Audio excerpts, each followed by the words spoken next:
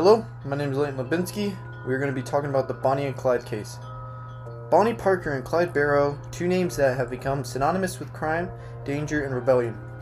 Their story has been romanticized in pop culture, but beneath the allure lies a trail of violence, theft, and tragedy.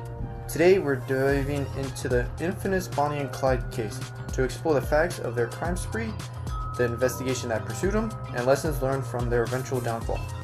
Let's start with a brief summary of the case. Who were Bonnie and Clyde?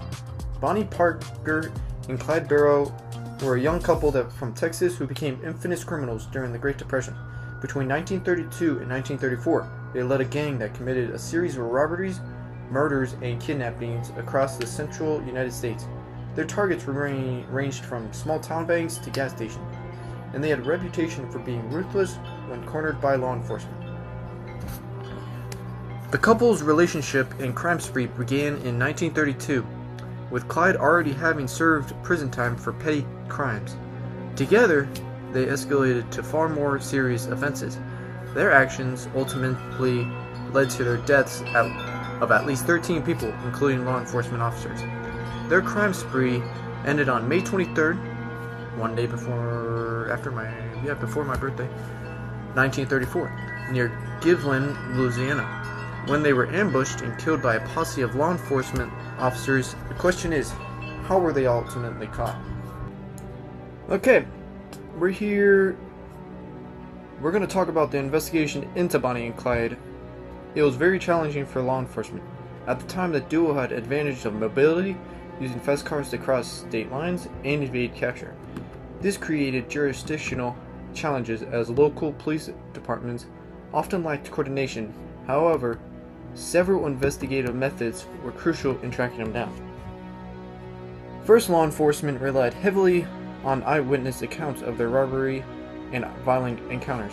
The gang's notoriety made them recognizable, and witness descriptions were shared across jurisdictions.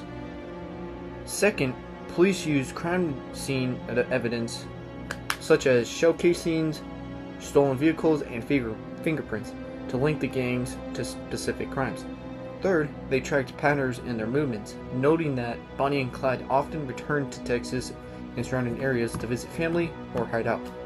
Perhaps the most pivotal break came when law enforcement used informants. Henry Methvin, a member of the gang, cooperated with the authorities, providing key information about Bonnie and Clyde's habits and hideouts.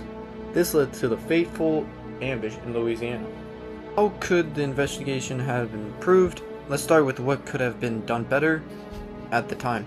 Greater coordination between law enforcement agencies could have shortened the timeline significantly. For example, sharing information about stolen vehicles or known hideouts might have allowed officers to intercept them earlier. Improved community outreach could have encouraged more citizens to report sightings of the gang as well. Now, if the Bonnie and Clyde case took place today, the investigation would look very different.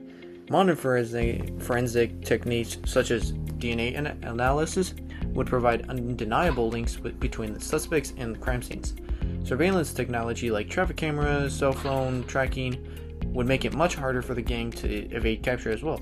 Additionally, the use of national databases like the FBI's NCIC, National Crime Information Center, would allow law enforcement to track stolen vehicles and allow other evidence across jurisdictions in real time.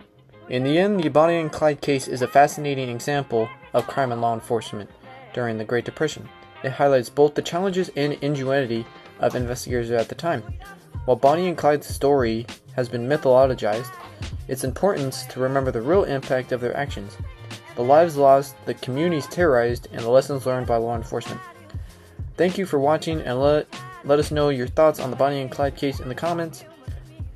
What do you think you could have done differently? Don't forget to